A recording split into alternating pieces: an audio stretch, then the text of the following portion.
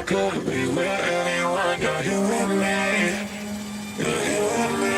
You could be around, but You could be with anyone, and I could be with anyone. You're here with me. You're here with me. Yeah. you could be with anyone. And I could be with anyone. You're here with me. You're here with me. You could be around, but Hey, what's up? What's up? How you guys doing? James in the house. I hope everybody is doing well. Hope everybody's had a fantastic time so far. Just go ahead and give me that one to let me know that you guys can see me, you can hear me, and everything is cool. Waiting for the ones before I start going on a diatribe and talking to myself, which is always embarrassing. We need our story time. What's going on, Kathy? How you doing?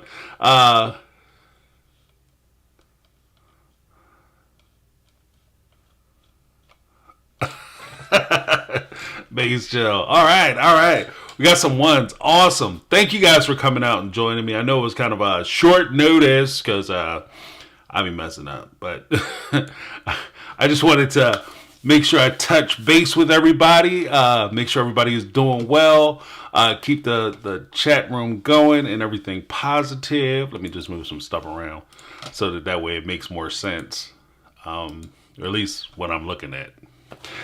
So, anywho, it won't be a crazy live. Like I won't be going like 4 hours tonight. So I just wanted to touch base with everybody. Hey, what's happening? In a cast, James. Oh, did I get cast? Well, I was actually, I had like some medical stuff. Like my, last week I couldn't do it because I couldn't walk. I thought I blew out my Achilles. Story time! Thought I blew out my damn Achilles. And it was just that my ankle was hurt. So my ankle was a little swole. But thank goodness for small favors. I'll take a little swole ankle over a blown Achilles any day of the week, twice on Sunday. So we are back in the house, full effect. For those who may not know, just so you know, like quick update as to what's going on with the channel and how we're moving forward, especially being as though with everything going on with Sister Wives and all that. Both, like for instance, this Wednesday at 7 p.m. Eastern Standard Time, Sarah from Reality Squad, as well as Amanda from Reality Amanda and I have started doing coverage on Seeking Sister Wives, which is a way less, I'll say this. I won't even say it's less than the normal Sister Wives content that so many people have gotten accustomed to with the Brown family. To me, it's a lot easier to digest just because you don't have a lot of the history and histrionics that go into understanding what you're seeing on the screen. These guys are a lot crazier and a lot lighter. They don't seem to have a firm grasp, or at least I'll say for a majority of the people who are on the show, they don't seem to have a firm grasp on how polygamy actually works. It's just something that they kind of came up with themselves and they're kind of freewheeling it.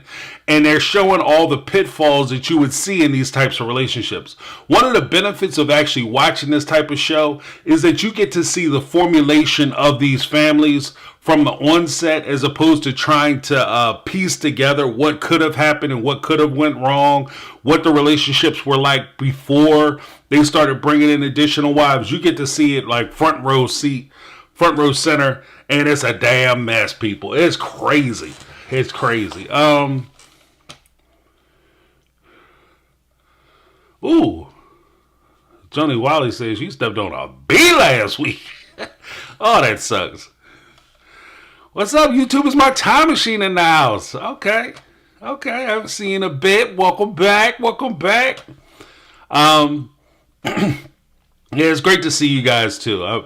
I miss you guys talking to everybody.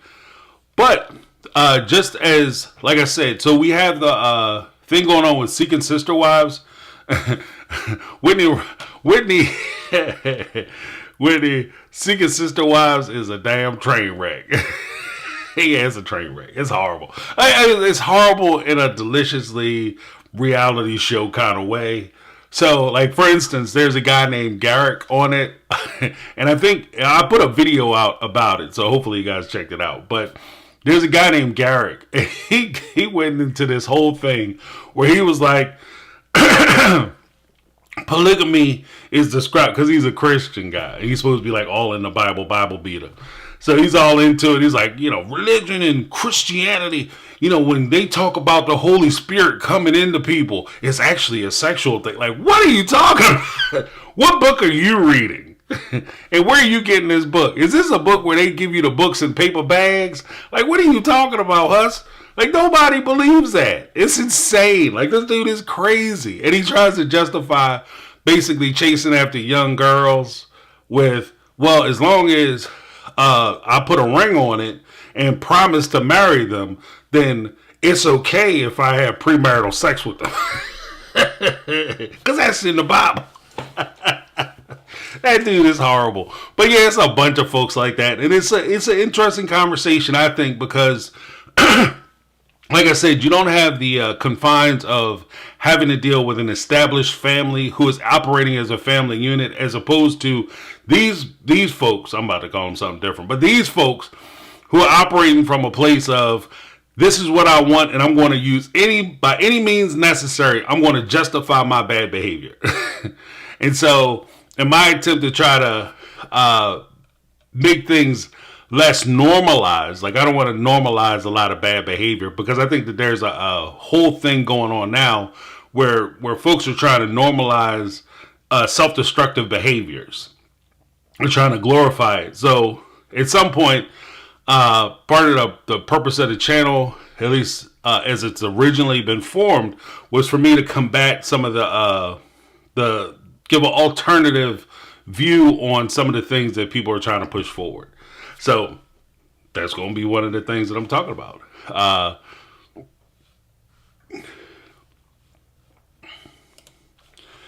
Kathy Fran say, James, now we have some real douchebags on Seeking Sister Wives. Garrick is more grody than Cody.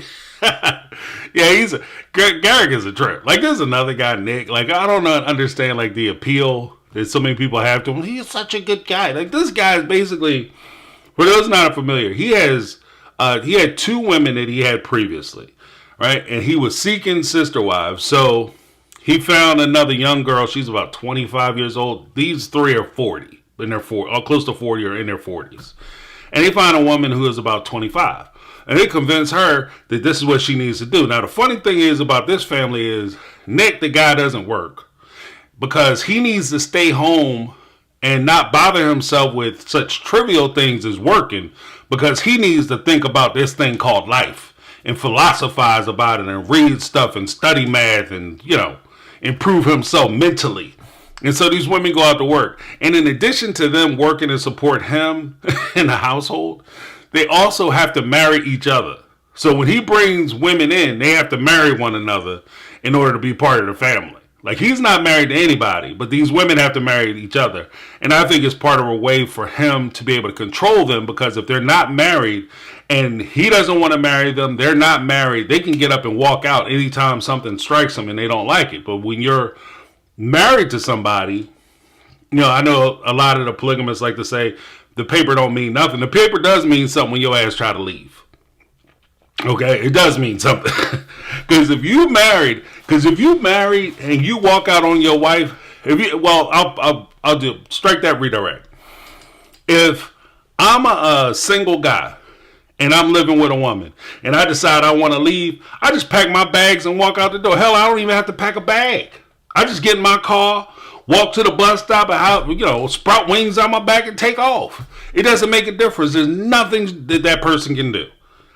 But if you're married and you walk out, that's called abandonment, and that could cost you the farm. So it's a lot, and you have to go through the whole paperwork, and you have to actually. Quiet as kept, and as crazy as it is, when you go for divorce court, you're actually asking the court for permission to sever this relationship. A judge can look you in the face and say, I think that this relationship is recoverable, and they can order you to go get a counseling. Like, you know what I mean? They don't have to let you get divorced, or separate. And so it is, and they can, decide how they want to do the money. So there's a lot of stuff going on.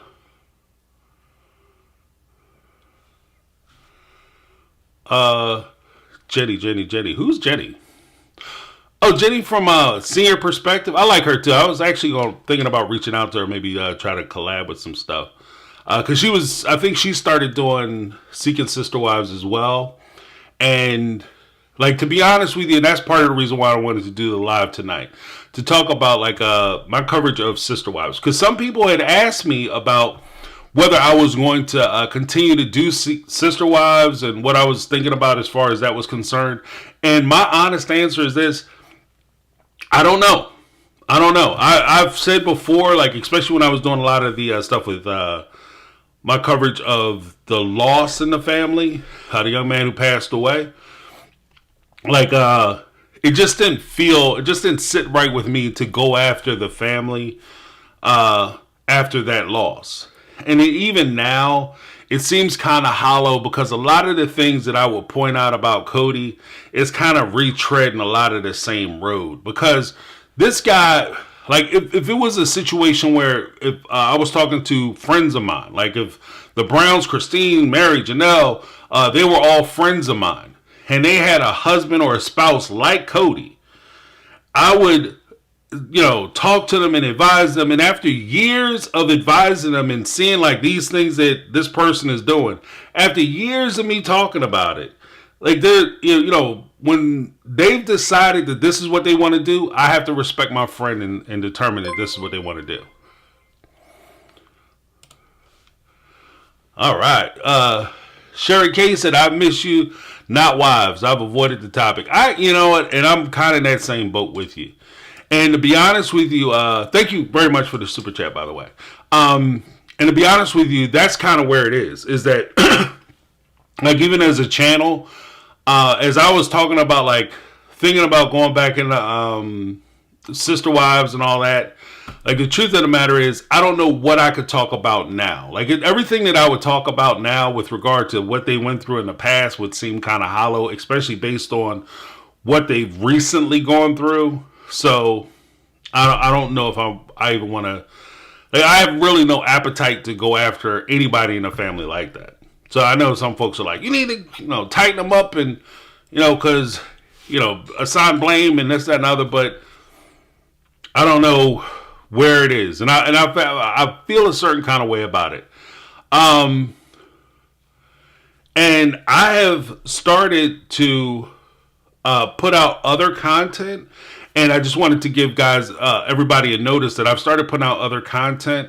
Like, I've done like 90 Day Fiance. I've done some letters and things that I've seen either online or that I've received in my inbox. You guys can always send me stuff to my inbox. Questions at mytake.com. Let me just make sure it's singular or not plural. But yeah, so I think that's what I want to do. Just because I don't want to have a situation where, it's My Take Questions. MyTakeQuestions at gmail.com. So I will put that in the chat box. Hold on 1 second. I'll put that in the chat box so everybody can see it.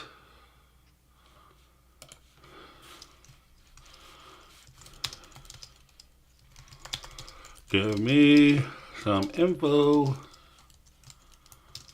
My Take Questions. Yeah, because I don't want to, at Gmail. Okay, there we go. Because I don't want to get into a situation. Oh, thank you, Rachel. I appreciate that. Rachel said, James, the other content is good. Thank you. Thank you so much. Yeah, because I'm struggling. I ain't gonna lie. James is struggling. I'm down bad. Players down bad. But there is a point where, it's not a small thing. Because with Sister Wives, in fairness, and this is one of the struggles, and I see some of the other content creators. Thank you, Rachel. I appreciate that. and I saw you comment on my other stuff too. I appreciate it. With some of the other content creators, I understand why they're still talking about the family, and I understand why they're going back because we don't a lot of the well, I won't even say like revenue, a lot of the views and stuff that we would get as channels, reality channels, would actually come from a lot of the Sister Wives content because they had such a big, broad fan base. But I'm going to plow ahead. I said that I was going to not cover them because of what happened.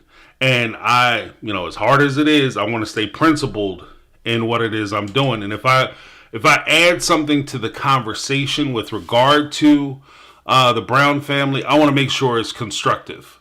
Like, I want to make sure that it's something that actually adds to the lexicon of the conversation, as opposed to me just coming out saying like, did you see what they did? So that's where I am as far as what I'm doing with the channel. Where do I think the Brown family and the show is going? In fairness, I don't know if you guys care about this or if this is just something you are interested in, but just my take on it. Like, I understand that for some fans, they think that the show should end. And to be honest with you, I think that if they want to salvage their family, the show should probably end. Like, the Brown family should probably pull the plug on the show, because the show, I think, is probably doing more damage to their familial relations than anything else. So the show probably should, But the problem is that, like some of us YouTubers, a lot of their revenue and a lot of their business is based on or based through the show or the program. So I've seen where members of the family, and I mean significant members of the families, have started posting online or on Instagram. I'm friends with most of them. I'll say I follow them. I'm not friends with them. They're not my buddies. We do not have a personal relationship. They are not calling me asking my opinion. But I've seen where they say that they are going to continue to with the show, and they're going to continue doing Patreons, etc., because honestly, they need the money. And I'm not blaming them. They have to do what they have to do. They should do what they feel comfortable with doing. But just as I can't tell them how to do their business, how they should grieve, what they should not do and not do, I'm not going to tell them that. I have to do what I feel comfortable with. And right now, I just don't feel comfortable pursuing. And I hope this doesn't hurt a whole lot of people's feelings. But the reality of it is, I just have to stand on what I believe in. And I noticed that, like, a lot of my subscriptions start. My subs are tanking, baby.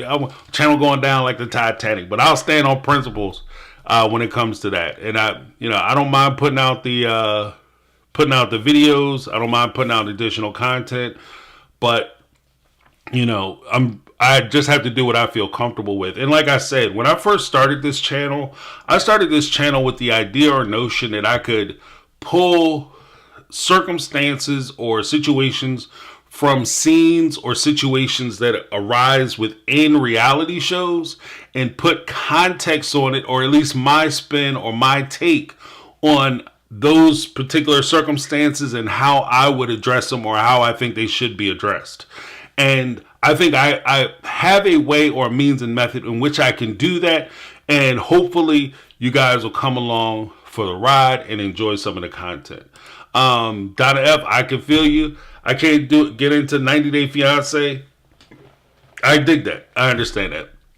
90 Day is one of those, like I said, it's an anthology, more of an anthology show, which means that like Seeking Sister Wives, 90 Day Fiance, etc. Seeking Brother Husband. They do have a Brother Husband one too, for those who are interested. So they have the ladies doing the same thing. Like, I'm one woman and I need a bunch of dudes. Like, so that's in there too. That's in there too. TLC is wild. They wilding out. But they go through different cast members and they rotate those different cast members. And there may be a feeling that you can't really get into it unless you fully understand, like from soup to nuts, what is happening with these particular characters. That's not how I'm trying to address it on this channel. I'm not really I try not to be as much a reaction channel in that form. So I don't do like the rehashes and the reviews, that type of thing. So I guess I am a reaction channel because I'll see it and I'll react to it. But I'm not a recap channel. So you don't have to watch, at least I'm trying to make it so you don't have to watch this show to understand the topics that I'm addressing. The people that I will talk about on the reality shows, whether it's 90 Day Fiancé, Seeking Sister Wives, or even if one day down the line in the future I ever touch back into Sister Wives, then even that will be, look, this is an example of this type of behavior, and this is what I think about this type of behavior. So I'm merely using it as an example and not so much I want to talk about just these people like they exist somehow in an isolated universe where nobody else can touch them or or address them. So we'll be moving forward that way. And as for the lives, here's the thing with the lives. I appreciate that, Donna F. Appreciate your honesty. My thing froze. Are you guys still getting me? Hold on one second. I think my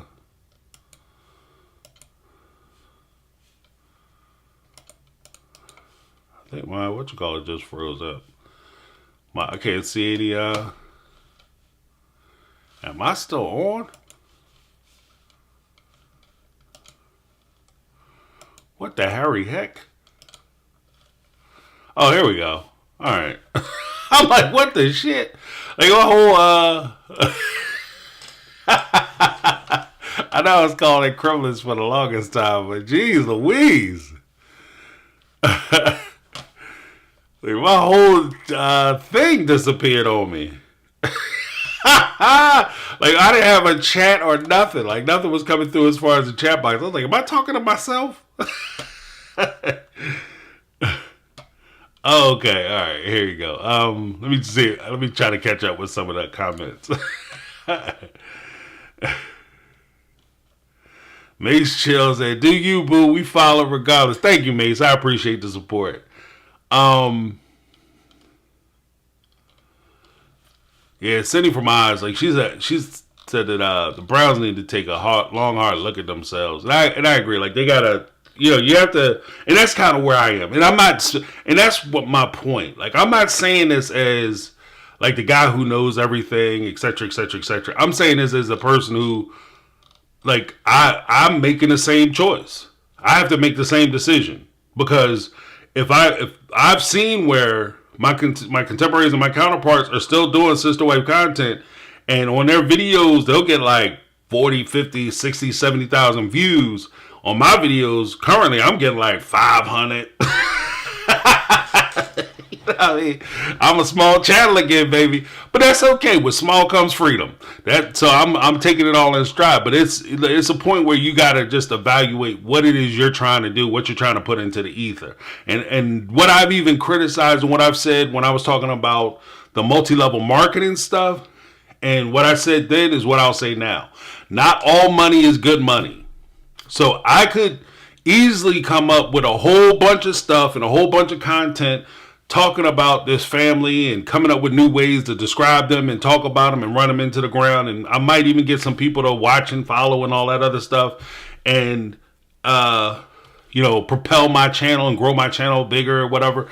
But at the same time, at the end of the day, what type of channel do I want to have?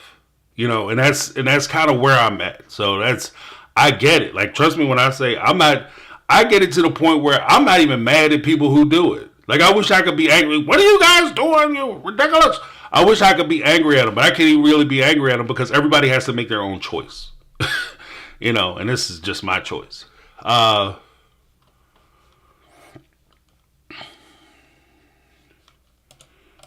Let's see. What's this? Kathy Ferran in the house. James Garrison's passing was a gut punch, and it's not appropriate to pick on Cody even if you don't understand him. You know what? And I agree with that. Like I will say this. I don't want to restrict people from having their feelings heard. If you feel that Cody did something wrong, you're more than welcome. You're more than entitled to maintain that. Who am I to tell you that you can feel how you feel? Fuck it. You can feel how you feel. I mean, and I accept the fact that you feel the way you feel. I'm not judging you on that. I'm not even going to say like, oh, no, don't judge them. But I will say this. For me, like, I have certain opinions about some of the relationships as I've seen them on the screen. Understanding that I don't understand the complete toto of what was going on in his situation, Garrison's situation, because he had a whole life outside of the TV show that we didn't see. But I will say this. Even if everything that we know and everything we saw was a main contributor, when push comes down and shove, I really don't have value in kicking people when they're down. Like I try to be, that way. Like I don't want to be, I want to say chivalric, but I don't want to be the guy that's kick. I don't want to pistol whip a puppy. Like I don't find pleasure in beating people when they down. Like, you know what I mean? So he's down. Like Cody should be, if he's not down bad. The truth is, if me saying what I want to say to him, he should already be feeling. But if he's not feeling it, me saying it doesn't do anything.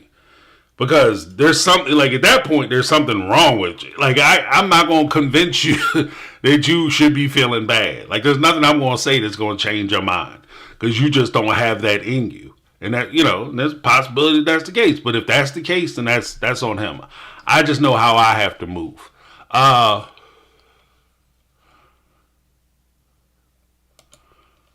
is this? But okay. Well, we can all tell your screen froze. Okay, it did freeze. I just thought I was sitting here talking to myself. Thank you for letting me know that, Rachel. I appreciate that. Jersey Bell said you're still on. Like you're still on. Looking crazy as hell, but you're still there. Make us laugh, James. Kathy Fran. Okay. Awesome. Flying Chunklers in the house. I like your view. You always have good points. I'll probably end up getting stuck on these new shows you talk about. LOL. So, like that Seeking Sister Wives shit is insane. Like I can't believe more people don't watch that. Like it's crazy. Like that dude, like the guy Garrett, he's a piece of work. And Nick, he's another piece of work. They got a guy whose girlfriend is bisexual. And the weird thing to me is, like, I don't care about the orientation thing. Like, when push them down and shove, if you want to explore, people that you're attracted to, why go through the hassle of getting married? Unless your husband, if your husband is cool with it and you guys are okay with her stepping out, then fine, that's cool. But you have to be cool with it. You can't be mad and sitting around crying because she's going out on dates. That's not you being cool with it. That's you lying to yourself, setting yourself up to get in future arguments and fracture your family. And at the same time, you have to take personal responsibility. And that's me going off a little bit, but you have to take personal responsibility. Just because you might be bisexual, that doesn't give you a free pass to go out and date people outside the relationship because you might be feeling people are the same gender or whatever the case may be. That does no. Because if you are a woman and you like men, like you love men, and you get yourself a husband, just because you like guys, that doesn't give you a free reign. You see a guy you like, that don't give you free reign to go home with that dude. If I like women, that don't give me free reign to just be like, oh, look at that right there. I'm a lover of the ladies. I want to try something new. You can't stop me in the confines of my relationship. Like, that's not right. So that's kind of where I'm at. That's the kind of stuff that I want to talk about. But that's what's going on Seeking Sister Wives. Insane.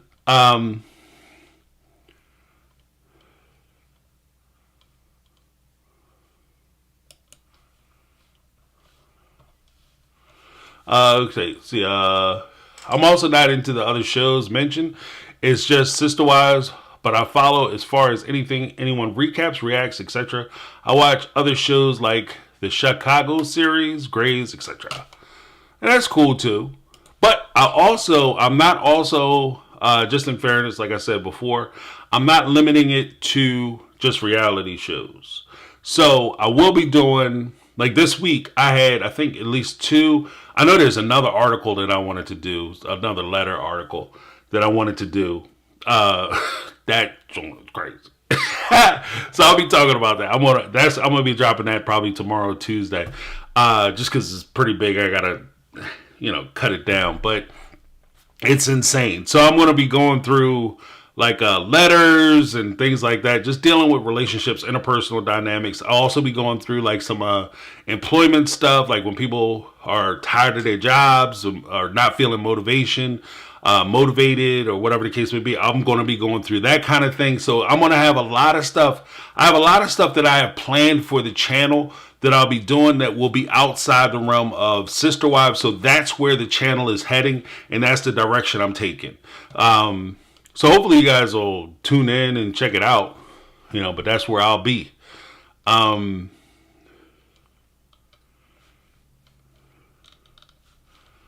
Let's see. Hey, Kathleen Doherty. How you doing? See you in the house. Okay, Yvonne, I see you up in there. Yeah, I'm just trying to catch up. So my whole thing, I won't call them the Gremlins. I'll call them the Gremlins from now on. But yeah, it's got me jacked up. Thank you, Black Swan Gothica. I appreciate that. Yeah, I need all the support I can get. My channel is suffering, but it's good though. Like I feel positive, and I'm excited about the way things are moving forward. Big announcement though. I got to do a big announcement. I've been rewatching Alaskan Bush People. Okay, Alaskan Bush People. I never heard of that show. Oh yeah, we're about to have in April. We're about to have Love After Lockup. I got a lot of stuff that I got to say about Love After Lockup. I've been pushing them off and pushing them off and pushing them off. I had an interview that I was going to do connected to it, but then the whole thing happened with Garrison, and I lost track of that. Got twisted in a loop. But I want to reconnect with the person who gave me an opportunity for an interview on that show. So I'll be doing that. And again, a lot of the stuff that I'm going to be talking about, you don't have to watch the show. It's going to be about the topics that I see on the show. But speaking of which, the big announcement that I'm very excited about, and I was going to roll this out as a Sister Wives YouTube membership. I still might under Patreon, depending on how it goes. But I'm going to rely on you guys to keep it positive, and that'll determine how long I can keep it going. But without further ado, the big announcement that I want to make is that I'm going to run it, or at least some of the lives, I want to start running more like talk shows. So what that means is I'm going to get up and I'm going to have my little, intro to the subject matter or topic that we'll be discussing. Then I'm going to create a link where you guys can put the link in, and you guys can come up and talk with me and talk in maybe like a small panel. And we'll do like a little panel discussions on some of the topics that we have going on. So if you guys have, again, if you have things that you might be interested in talking about or seeing or whatever the case may be, send me something to the email that I have there, mytakequestions@gmail.com, and I will review it, and I'll see if I can, work around it. If I have something positive to say, please don't get insulted. If you send me something and I don't say, oh, let me run this out to the lives, it's not that it's a bad question, it's a bad observation, or it's a bad topic. It just might not be something that I can work into the platform. So, but I'm leaving it open. So I'm very excited. I'm very excited about that, because one of the things that I like is open discourse, which is why I always have in the description, let's start the conversation or let's discuss it. Because, it should be a discussion. A lot of the stuff that we talk about, even as far as the sister wives content, when I was doing the sister wives content, talking about being a parent, being a husband, being a wife, being a partner, etc., etc., all those topics I wanted to introduce so that we could have a conversation about it. Not everybody has the same opinion, and I appreciate that. Not everybody is going to look at cheating the same way. Because some people will look at it and say, if this happens, if your husband looks at another woman, like he even looks at another woman, that's cheating. Other people, I don't care what my man look at, as long as he's looking at me, or as long as he bring his ass home, or he can go home with another woman as long as he bring his ass home. It can be varied, and I want to be able to capture all those different experiences, because I think that's how we grow as a people, is that we get exposed to a lot of different things, not just necessarily people who think just like us, but for us to be able to encounter and interact with people who have different opinions or different worldviews, so that way we can have a better understanding of one another. Kim Roberts said, that sounds awesome. I hope you join me, Kim Roberts. I hope it works out. Like I said, I want to try to keep it as free as I can, without having to tie it to like a Patreon or membership or whatever. But the challenge, I will be honest with that. One of the challenges is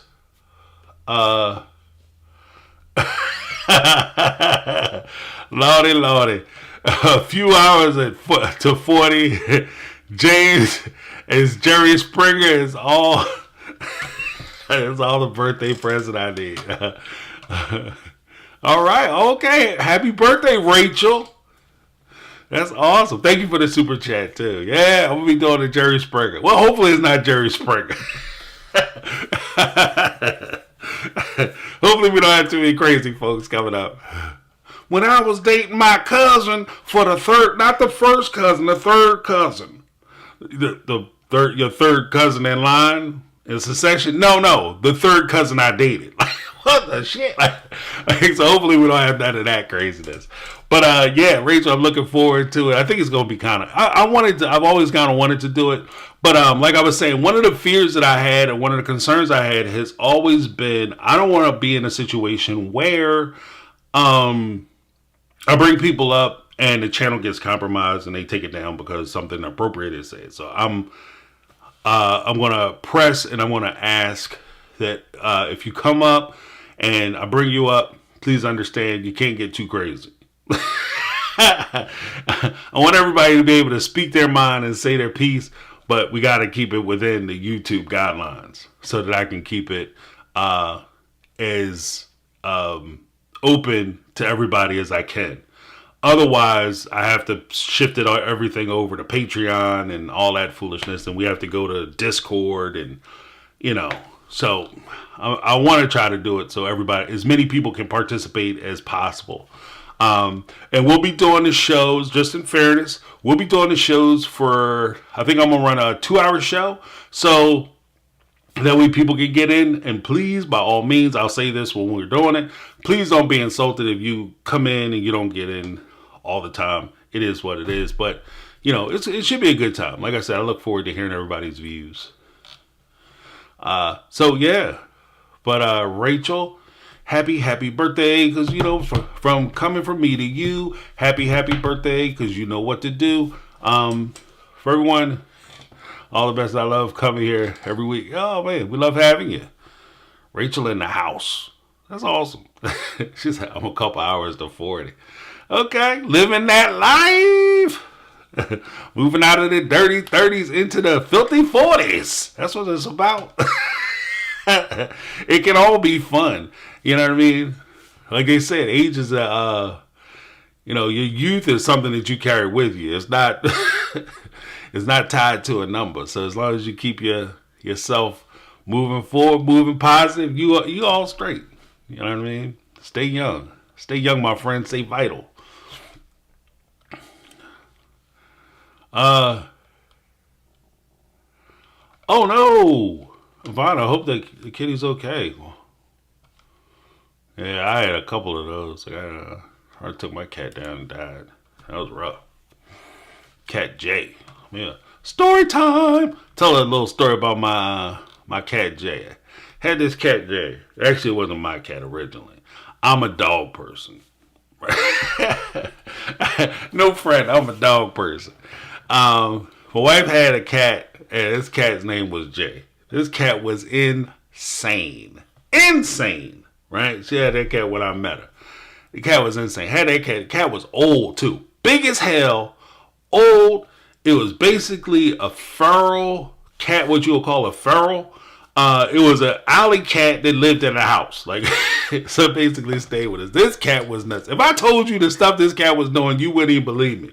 That cat was nuts. But that cat was like a dog. Like, you could whistle, the dog would come, knew its name. You know, I could tell her to sit down. It would sit down. Like, the cat was like, it was a dog. It was a cat dog. It was a straight up cat dog. But, yeah, I think something happened to the cat, and like I found the cat, and it was it's all jacked up. I had to take it to the vet. It died at the vet. It was horrible. But that cat, man, that was my little buddy. Man, that cat was tight. Like, and I was, like I said, you know what the weirdest part? Here's the weirdest thing ever. Before I met that cat, I was allergic to cats. Like, I think I had like a mild allergy to cats. I could, you know, I wouldn't be terrible, but I would be uncomfortable. Like, I would get stuffy, you know, nose would be blowing and all crazy. And I was with that cat maybe for about 6 months to a year, got to liking the cat, and all of a sudden, I had no problems with cats anymore. It's insane. And this is years ago. Like, the cat passed away probably about 2012, I want to say. Yeah, that was a good cat, though, man. Good cat. I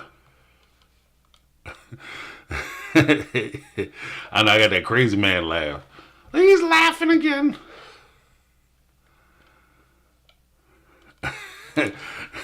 Ivana put it in perspective. Rachel, I just turned 61 a few weeks ago. 40 is so young. Ivana like, Rachel, you still a baby. It is all crazy. You know what the craziest thing about it is that when you are a young person, right? When you're coming up and you're a young person, everything is all about like benchmarks. So when you're young and you're coming up and you're like, as soon as I turn 16, I can get my driver's license. So everything up to that point is all about you turning 16. Then as soon as you turn 16, you get your driver's license. It's when I turn 18, I'm going to be grown. And then I'm going to have a Ferrari, a Porsche. I'm going to live in a castle. I'm going to have a beach house. I got a bright future. It's amazing. 18. So you look forward to 18 and you start voting and you're an adult and people start, you know, treating you like you're a kid, but you're an adult. But then you turn, like, then by the time you're 18, you start looking forward to when you're 21. Oh, when I turn 21, I'll be able to go to the bars and the clubs, and I'm going to be able to do all this stuff and be able to drink legal, and it's going to be amazing. Da, da, da. Oh, I'm going to have so much fun. You turn 21, then by the time you're 22, the only thing you have to look forward after 21, turning 25 so you can rent cars. That's it. Your car insurance goes down at 25. You know, that's it. And then after that, you stop. Like, after a while, you stop counting. Like, because you're not looking for, like, nobody's sitting there like, I can't wait till I'm 69. You know what I mean? Like, it's just, you know, see, I guess whatever your retirement age is now, like 67. Can't wait till I'm on Medicaid, Medicare. It's going to be incredible. I get my Social Security. Like, nobody is looking forward to that. So, I mean, I guess strike that and redirect. Some people are looking forward to retiring, which is nothing wrong with that. My parents retired. You know, they were retired forever.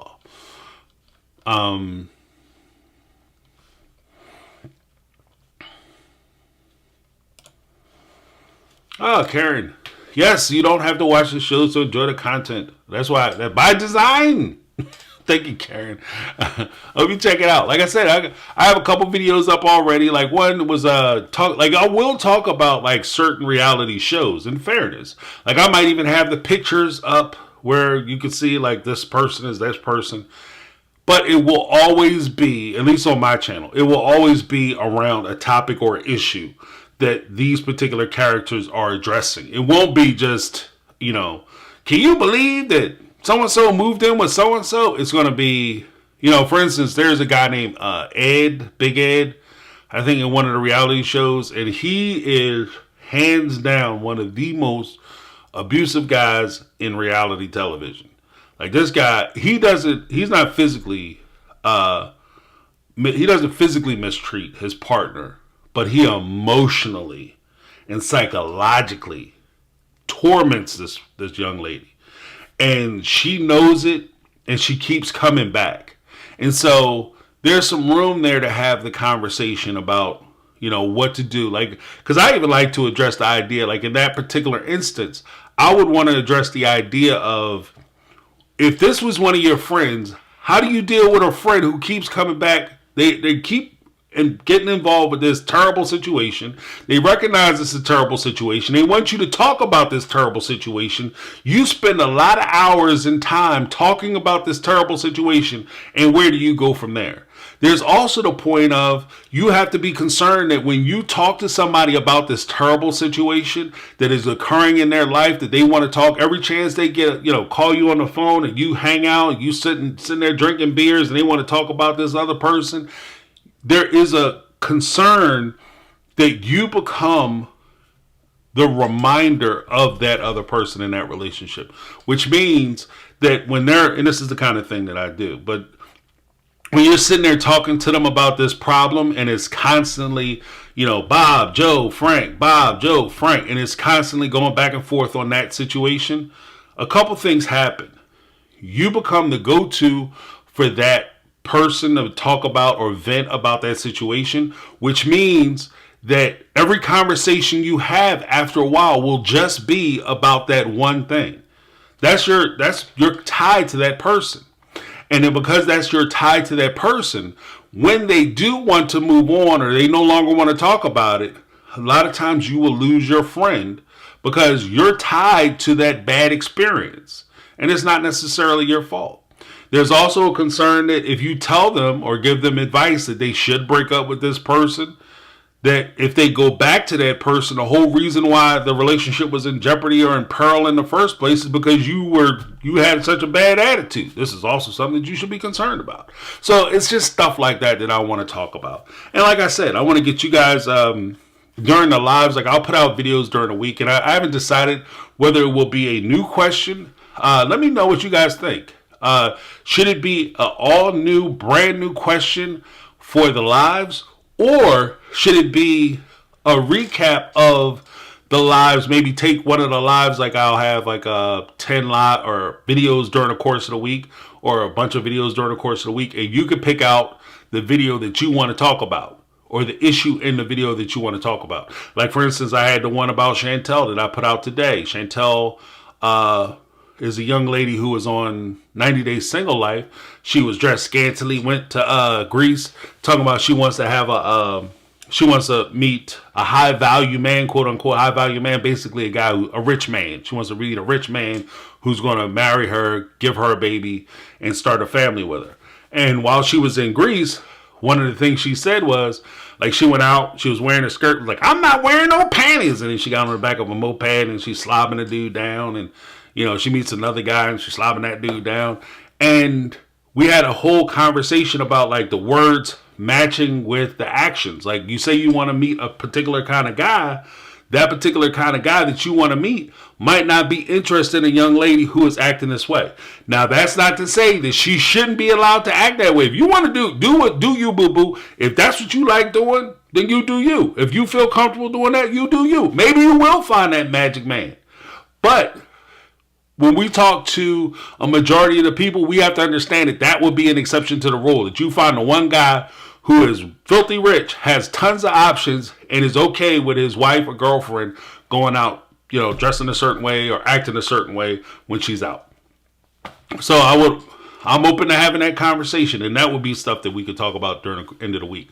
Or would you rather a fresh new conversation? Or maybe we'll do a mixture of both. I'm not sure yet. We'll see, and we'll see how it goes.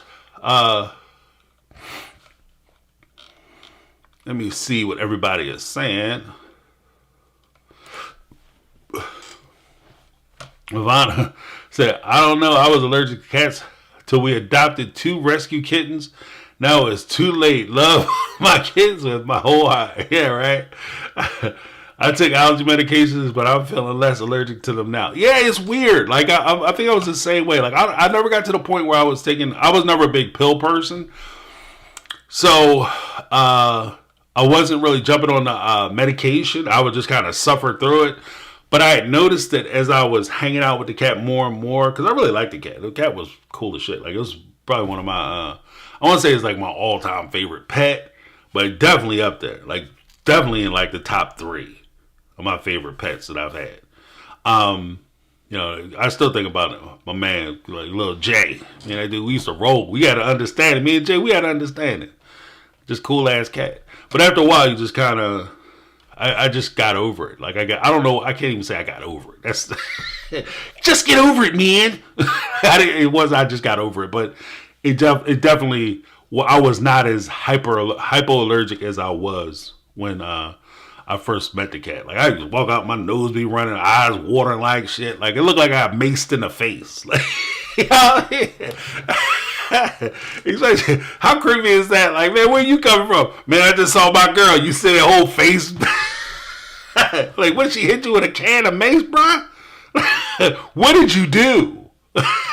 What did you do? What did you say? She hit you with mace. Like, your eyes red as hell, crying, you know what I mean? Like, it was bad. So,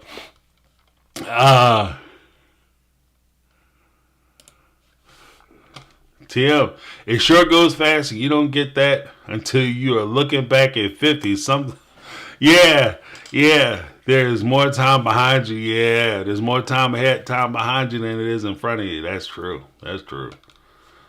You start realizing, like, like I'm on the last couple legs of this race.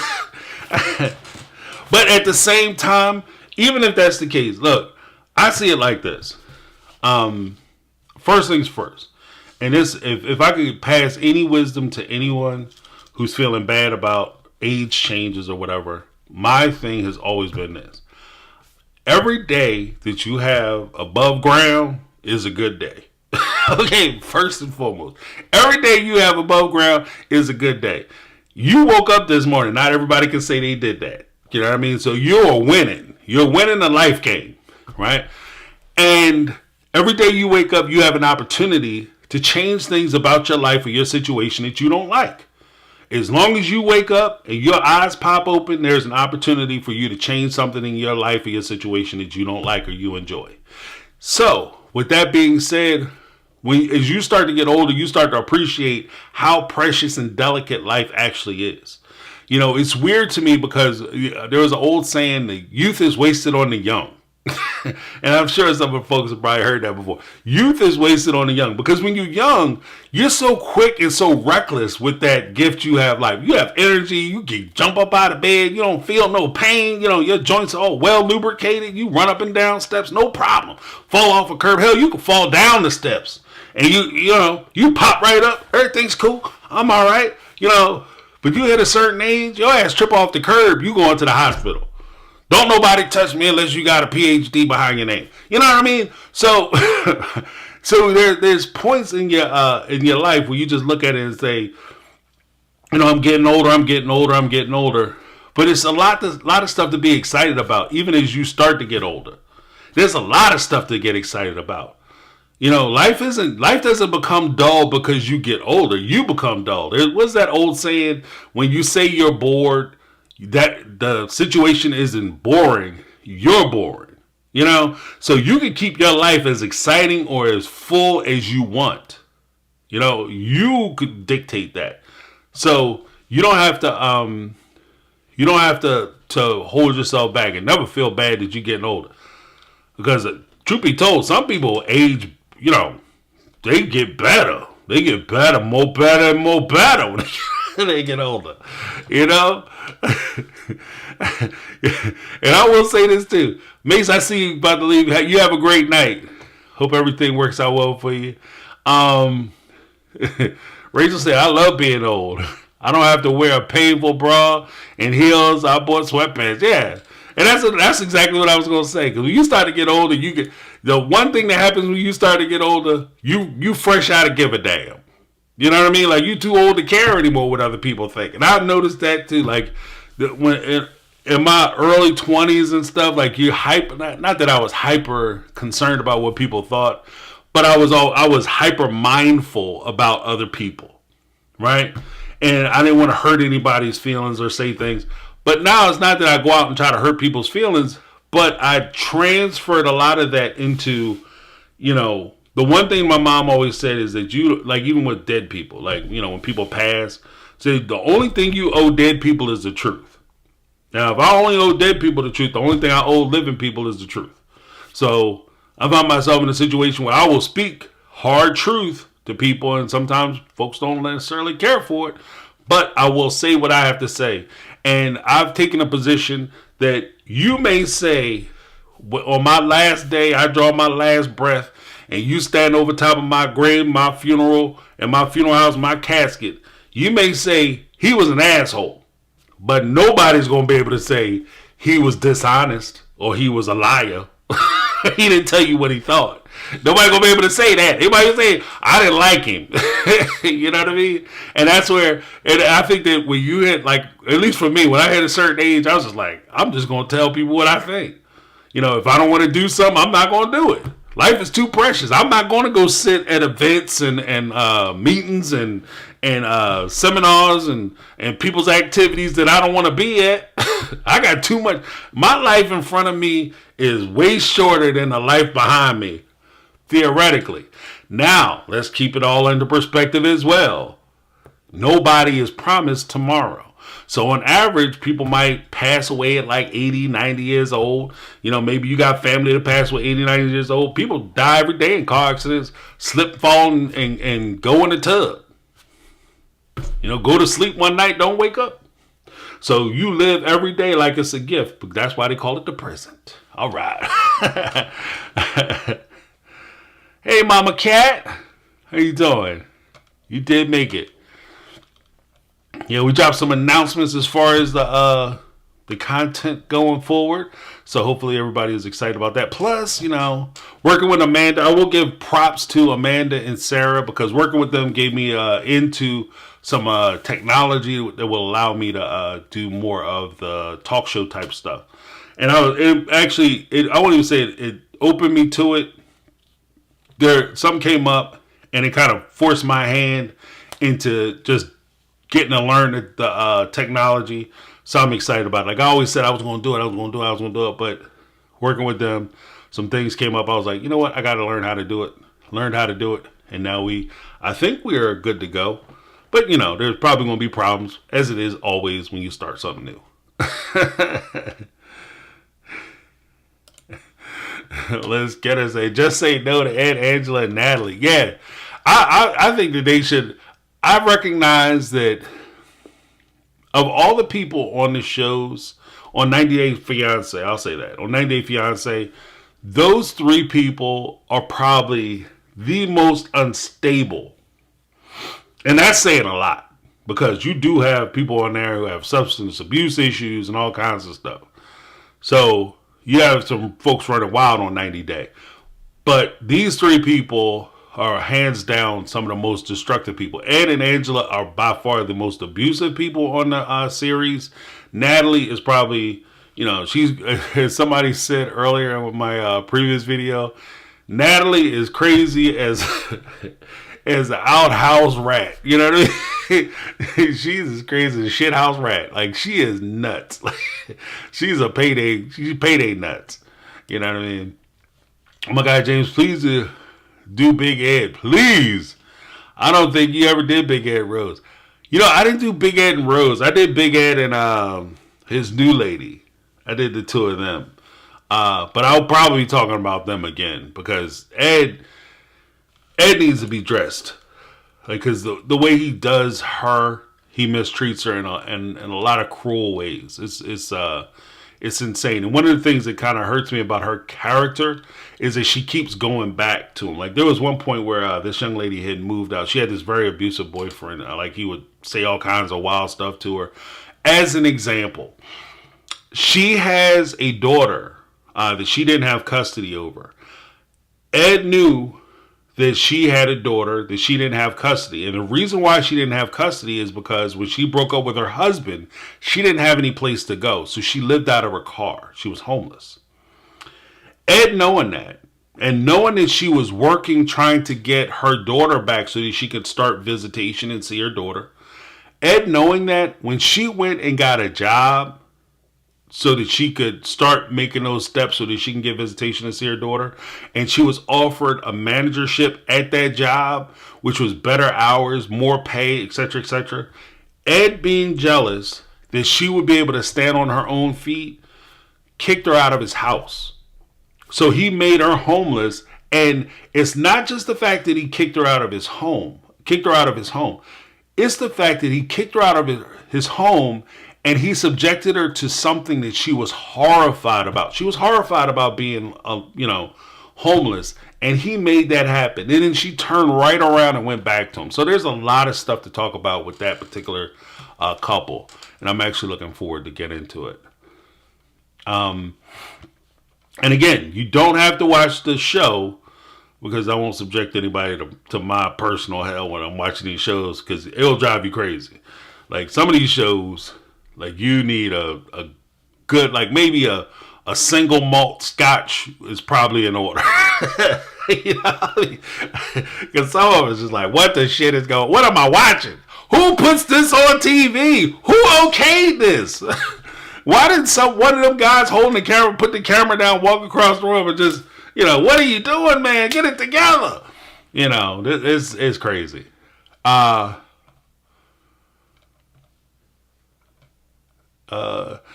actually, I think Liz actually broke up with Ed. So, good news. And I think she has a new boyfriend. Good news. Hopefully, and this is kind of what I was saying about, like, one of the cast members from the show that I will not mention. But one of the things that I've always said with regard to relationships, I always want to push people, or at least not push people. That's ridiculous. I always want to inspire people to think about, when you leave a relationship, to not leave a relationship because you have somebody else. Don't stay in a relationship, until you get that new person, because there's a lot of complications that can go with that. We can get into it if you want, but there's a lot of complications that can go with that. But at the same time, when you leave for somebody, then if that relationship doesn't work out, then there's a stronger possibility that you'll regret why you left. You'll second guess yourself on your leaving. And it opens the door for you to go back into the bad relationship that you just left. So you have a very good reason not to be in that relationship, but you go back to that relationship because the relationship you left that relationship for didn't work. So I always say, you leave for you. You don't leave for somebody else, or for the prospect that you could be with somebody else. So I'm a little sad that Liz went out and got herself a new man. Like, I'm happy. If she's happy, I'm happy. You know what I mean? She like it, I love it. I'll say that. But at the same time, I would hope that she would take time to get to learn herself, love herself, learn what she deserves, and then learn how to go after the thing that she deserves. And instead of going out looking for love and looking to get married and looking for a husband, become the woman or the man that the person whom you want to be with would be attracted to. Become the idealized person that you want to be. So it's not just a matter of, because the way the mindset works, a lot of people look at it like, I want a particular type of man, or I want a particular type of woman. Instead of looking at it like, when I get this type of man, what is it going to do for me, and what am I going to be? And then when you think about it like that, become that person. Become the person that you want to be when you're with that person. And then what's going to happen is, by nature, you're going to attract the type of person that you want to be with. So instead of you going out trying to find, like, I want to find a man, like the Chantel thing that I was talking about earlier. I want to find a man who's rich. That is that is not solid. Doesn't mean anything. I want to find a man who's going to give me a lot of time and money. Good luck with that. But if you're looking for somebody who's going to make you happy, be happy. Don't look for somebody who's going to make you happy. You be happy. And if you look for somebody who's going to enhance your happiness, not give you happiness. Your happiness, your mood should never rely on another person. How you feel about you, that's why they call that shit self-esteem. How you feel about yourself is how you feel about yourself. It's driven by you, not by other people. And you don't ever give somebody the wheel when it comes to how you feel about you. That's just my opinion. And so therefore, don't leave to seek happiness with somebody else, because that person is going to make you happy. Find the happiness in yourself. Mama Celeste said, I hope we see the breakup. Yeah, I kind of hope it's rough. I hope she tear his ass up. But that's just me being mean and nasty, and I apologize for that. That's just me being a bad dude. You guys are seeing the Dark James now. Dark James! Because she needs some get back. Like, she needs some get back for me to feel okay about the situation. I don't know. I hope she finds happiness. She's not the brightest tool in the toolbox. But certainly not. Not the sharpest either. She's a piece of work. I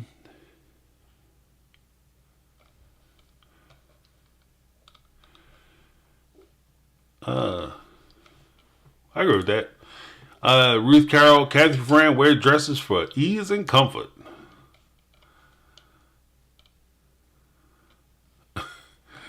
Yeah, ease and comfort, not convenience.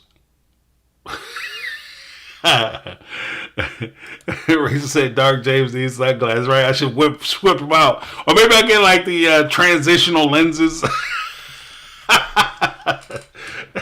Get those transitional lenses, Dark James. And I just start ranting on people. Yeah, because that was actually one of the things that I was concerned about too with talking about with the Sister Wives stuff. Like, it was getting to a point where it just started getting like super negative, at least from me. Like, I won't even say from you guys. You guys were awesome. You guys were better sports with a lot of this stuff. But it was just like so much of it just seemed so ridiculous to me. So I'm taking a step away. And like I said, maybe we'll see how it goes in their next season.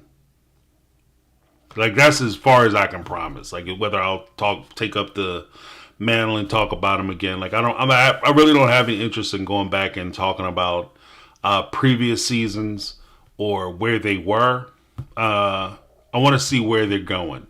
Like, we kind of already know where they were, and I won't say all the mistakes that were made, but a lot of mistakes were made with regard to that. And that's stuff that, I would encourage people. And this is where, like I said, this is where a lot of the purpose of my channel came from, was that we can learn from other people's experiences and other people's mistakes, other people's successes. We can learn from that. And when it comes to like the Brown family and watching how Sister Wives went, I appreciate the entertainment value that they provided, as well as some of the situations and lessons that they taught me and things that they reminded me of as I was watching the show. But I just want to make sure that, like, I'm actually taking something from it. And as they move forward, we'll see how it goes in season 19. Maybe I'll have things to talk about, things that I want to talk about. But if they're just kind of rehashing the same, nut, breaking the same nut again, I might not cover it. I don't know. We'll see. And like I said, you guys I'm sure it will be like, James, you need to talk. James, they wilding again. You need to get back on them. In which case, I'll be like a wrench. I have to jump on these nuts. You know what I mean? I turn these nuts. But we'll see how it goes. Let's see.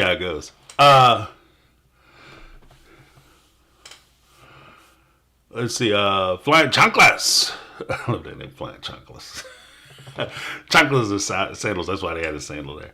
But I can't watch too many people. It's funny. I'm sorry. Before I get into that, it's story time. When I see Flying Chanclas, the reason I laugh all the time is because when I hear Flying Chanclas, there's like I have some Latino friends, Latina friends. and they talk about how their mom or whatever, mom, grandma, would throw they house shoe or slipper at them, and they call it the chancla. And so every time I see that, I just think about that, like a chancla shoe come flying, which is abuse. You know, don't be doing that shit now. You go to jail now, Jack. But this is like, I'm an old dude, so you know, it's just like it's weird to me. It's a generational thing, I guess. I can't watch too many people on YouTube when they make fun of sister wives by attacking their looks or using snarky nicknames. It just gives me the ick. Yeah, well, you know what? And that's one of the things. Like, I think that like reality shows are harder because of that. Because if you have like a mainstream TV show, if you really think about it, even the nerds are decent looking people. Like the nerds and the geeks. Like if you put them in dresses and you see them on the red carpet, all of a sudden, you know, if they were at the local bar, they're not going home alone. Like, you know what I mean? But when you do reality shows, they just look like what normal people would look like on TV. You know what I mean? It's crazy as it is. Like that, I agree with what you're saying, Flying Chocolate. Just in the sense that, like, you can't make fun of them because that's what people look like. That's what women look like. That's what men look like. Cody is, you know, he's going bald. That's a problem with men. Men have that problem. It's not like Cody's the only person in the world going bald just out of meanness and nastiness. Like, it's just, you know, your hair is just, sometimes your hair falls out. Shit happens. You know, I got friends who, you know, lost their hair. I was blessed. I've always said that my shit start thinning out, you know, and then I'll just be sitting there, you know, with the chrome dome. You know what I mean? With the 5 head. Pow. But shit happens, you know. The Honey Boo Boo saga. Yeah, you know what? I wanted to do Honey Boo Boo, but it's hard for me to get into Honey Boo Boo just because the mom had brought in a guy who was convicted of SA. And so I want, because there's so much there. These folks are, wow. What the shit? Like, you know what I mean? Like, they the malt liquor folks. Like, they're not even single malt scotch people. Like, because with some of the reality shows, you got to have a good malt, single malt, you know, bam, you'll blow your mind out. But these folks are like straight, like Colt 45, Old English 800, like crazy horse. Like, you know what I mean? Like, these people are like malt liquor folks. Like, you have to tear your hair back watching them, because the stuff that be coming out of their mouth, the shit they be talking about, what the shit? Okay, Rachel, say I got a journalism degree and an iPhone. All right.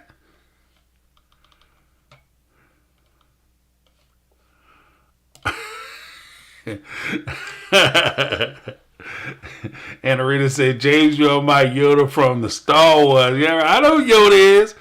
Oh, wait till I put my me and my daughter, just so you guys know, and I'll give you guys the heads up because this is something that's coming down the line. Like, I'll be changing my studio around a little bit. I got my guitar rack so I can put my guitars back there, and I made a sign and I'm going to hang up. And then also, my daughter, it's pretty much like I like to say to me and my kids, but it's really me and my daughter. My son will come down and help out a little bit sometimes with puzzles that we put together. We put together jigsaw puzzles, and it's a lot of fun. And we have a bunch of them that I'm just going to hang up on the walls behind me. So don't judge me. And some of them are Star Wars, yes. Some of them are Marvel characters. Jay Baby was into some of the Marvel stuff, so we was doing Marvel, not, you know, something we connected on.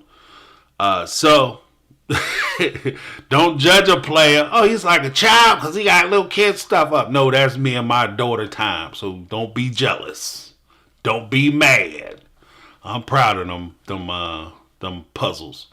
Those puzzles, and you know, and that's kind of the weird thing too. Like I would even say that, like, that's one of the things that I've even said with regard to some of the sister wife stuff that I was watching before, and some of the parenting stuff that I talked about. You know, when you see things, it's not the big stuff that you do. A lot of times it's the little stuff that you do. So if you have like the puzzles, I'm not excited about the puzzles because of the puzzles or the pictures. You get excited about the puzzles because it's something that you do with somebody that you care about, and that's what makes it mean something. So yeah, I'll be hanging my stuff up, so you'll be seeing it. So what if you find a boy to ride the bus with you, but he smells bad? Great, dude smells like Dookie, but buys you flowers. Then you call him Dookie. Thanks for the super chat, Rachel. Oh, but he looks like Brad Pitt. He smells like shit, though. Oh, man, he got that stank breath. You know, that hurts. When you see somebody that you're attracted to, like, oh, okay, all right. They walk up to you, and their breath is kicking. Shit. Breath be so hot, hit you with that hot breath, that all of a sudden all they want to do is say, hello, how are you? You're like, shit. I'm about to pass out. My eyes are running. I need a tissue for my nose. How's everything going? Your eyebrows are sizzling. Like, you know what I mean? That's when you say looks aren't everything. That's what that means. All right, Kathy Ferran, you have a great night.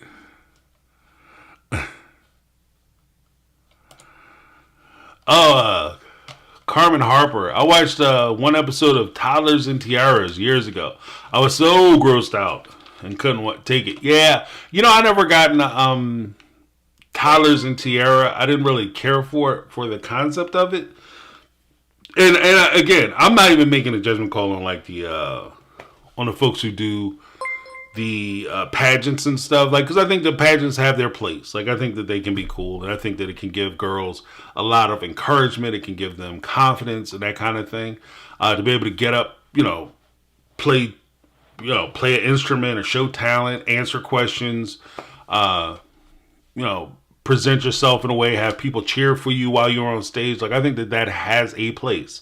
I didn't really get into it because I'm also of that generation where they had the young girl, John Benet Ramsey, who was a part of that whole thing. And then it was kind of like, you look at it and it just rubs me the wrong way. And again, I'm not saying it is wrong to participate in it. I'm not doing anything. It just rubs me the wrong way because it seems like they're taking these little kids and trying to turn them into little women. And then I don't know. I just feel like there's people who look at them the wrong way.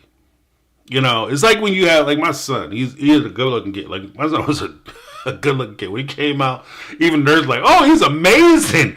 Wow, he's good looking. Oh my goodness. And they would rant and rave about how good looking he was. Right?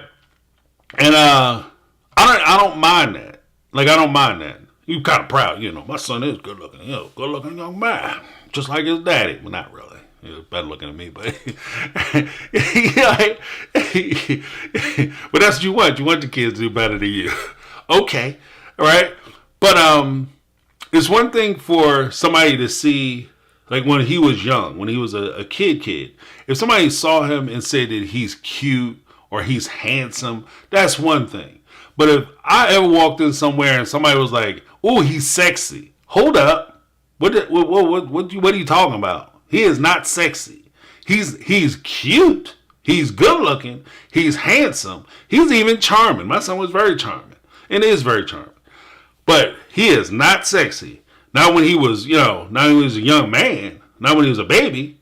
He get older and he's starting to mature. He's in teen years. He's about to learn to start driving and stuff. And he sees somebody age appropriate and they call him sexy. It is what it is.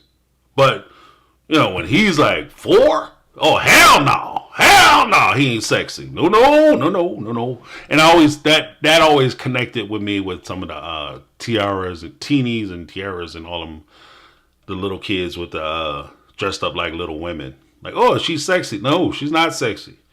That's a baby. That's a child. Let's keep focus, folks. Keep focus on that shit. Alicia G said, Chunkla still be flying around. She said, Mama ain't retired them chunklers. It would crack me up because they be like, yeah, it'd be accurate as hell too. You be in the next room, say some wild shit, them things be coming. And they're always like right on time, like you even hit moving targets. Say you be walking across the room and get caught. Pow! Flying chocolates. That's awesome. What's this?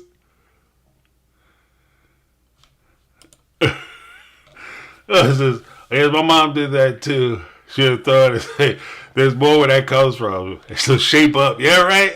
Like, I got another foot, sucker. And if that don't work, I got a whole closet upstairs.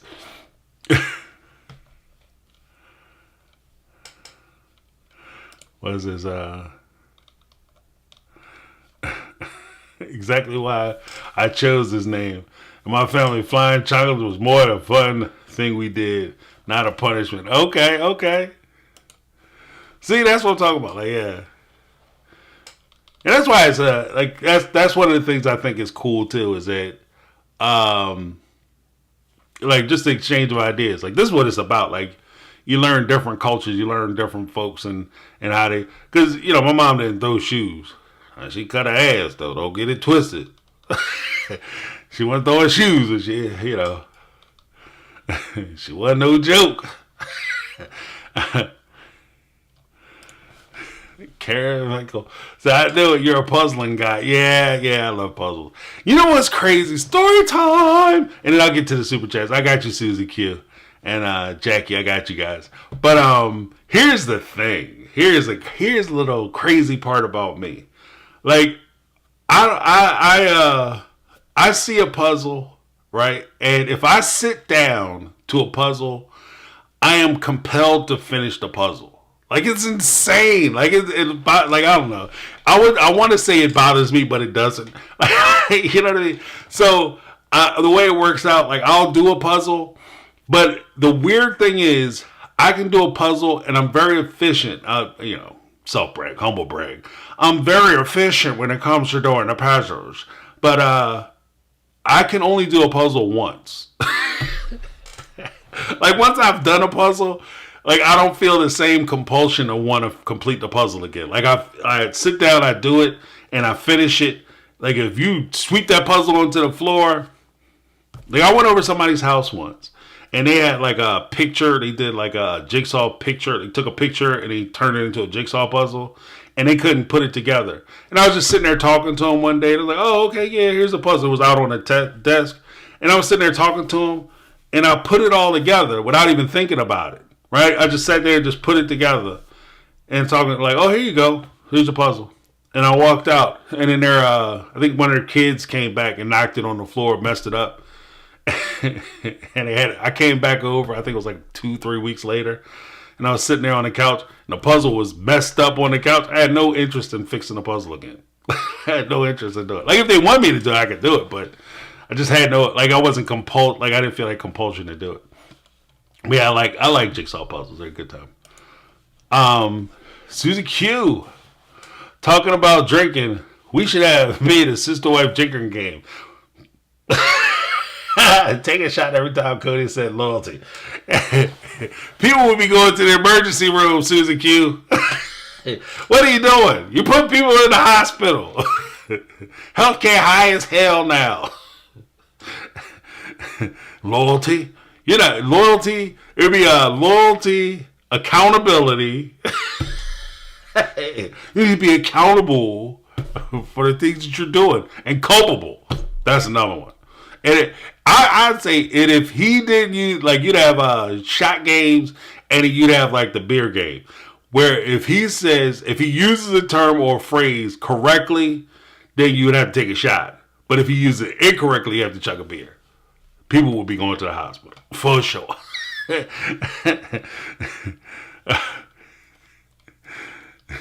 said, take that nice boy to the swimming pool. Hey, James, found your channel and Sister Wife content last year, and I appreciated your take on all subjects. So I'll be sticking around, enjoying your wisdom and your humor from, okay, Manitoba, Canada. All right. Got some Canadian folks. I like your country. Jackie, you know, you were talking about, you guys got that primo healthcare. Talking about healthcare. Yeah, have you bought insurance? I bought insurance just recently. Insurance? Whoa! Whoa! Whoa! You Canadians don't know what we talking about down here. Well, I've been to Canada. I've been to Montreal. I've been to Quebec. So, beautiful country. Beautiful country. But thank you so much, Jackie. I appreciate it. You as well, Susie Q. Drinking game. Oh, man. You try to put people in the hospital. Loyalty. You're not loyal. To what? What am I being loyal to? And that's one of the things like I like talking about because I had a whole thing about cheating this week, and I had some stuff about like affairs and all that, and like stepping out. And so loyalty is always mixed into a lot of the things that we talk about.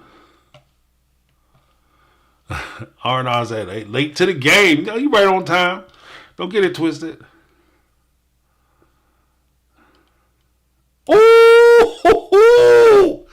Oh, Rachel.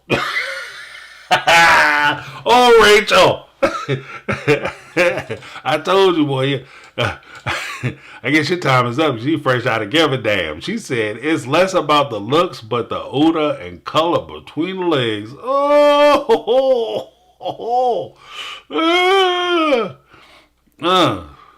That's one of them. Oh, do you need a doctor? Are you okay? Are you okay? Okay. Yeah. Sometimes it would be, pH and all that stuff. Like some folks just not doing well.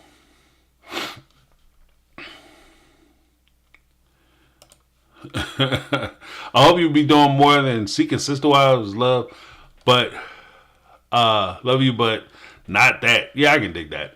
But again, I have stuff. I'm going to be going through articles and things like that, and things that people send me. If you guys want to send me like stories, articles, TikToks, or whatever the case may be, just send it to MyTakeQuestions at gmail.com, and I'll be going through that. Looking for content, because I will be on a search for content, because like I said, I'm not gonna unless something strikes me or I'm moved in a certain way, I'm not going to really delve back into the sister wife stuff.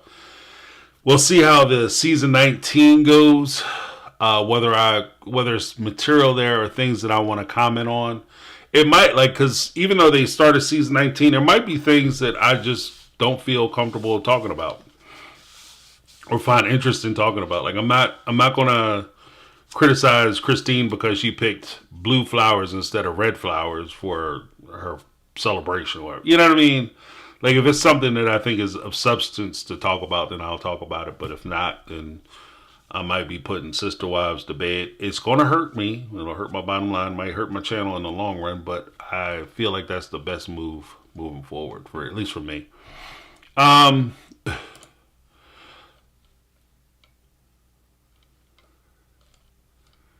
Ooh, Mama Cat said the University of Boo Boo. She's talking about Honey Boo Boo.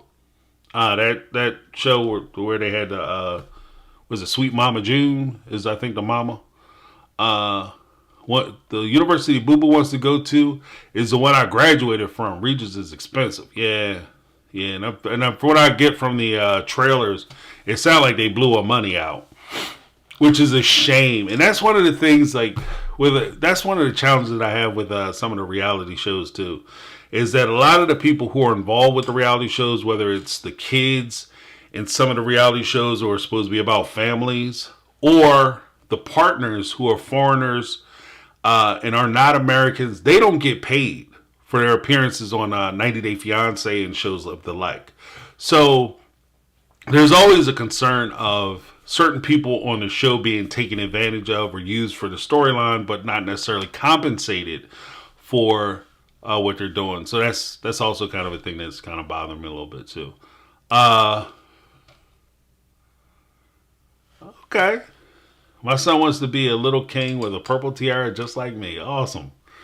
Nothing wrong with that. Purple's my favorite color, so I can dig that. Nothing wrong with purple. Purple is of royalty.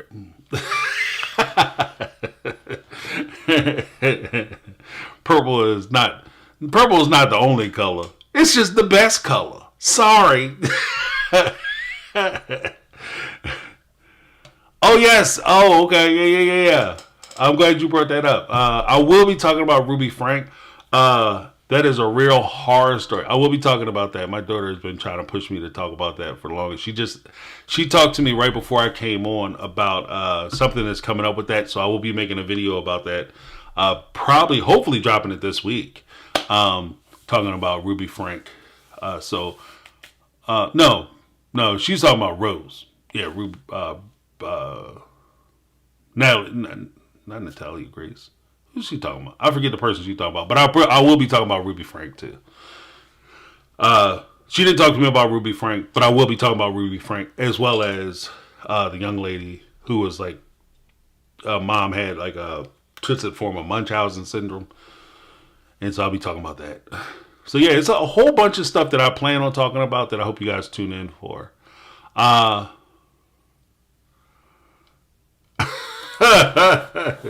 The Flying Chocolate said, try to explain alcohol poisoning to the ER doctors for a sister wife drinking game. Oh, you ain't explaining nothing. You're going to be a straight coma. You going there looking shocked. Like, I can't believe they drank that much.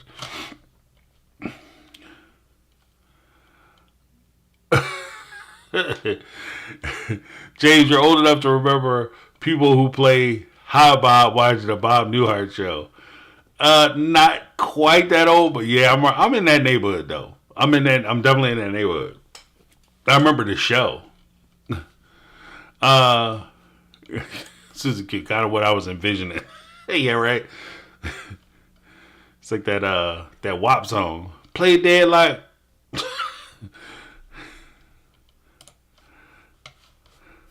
What's this? Victoria Van Campion. Hello, I really appreciate how you do. Normally give your perspective on a situation on Sister Wives, then adding your own story times. Yeah, that's my thing.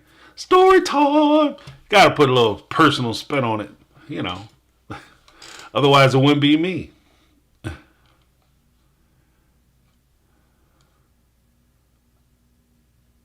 Oh wow, Ruth Carroll. I did a lot of puzzles with my son. He had a T-cell treatment. Another bone biopsy tomorrow. Okay, I hope things go well. Hope things go well. You know. Yeah, like puzzles are fun. Like it just gives you time to kind of disconnect and just, you know. And then there's always a start, middle, finish. You know, the feeling of completion. It's always awesome. And then knowing that you put something together with somebody else is also awesome.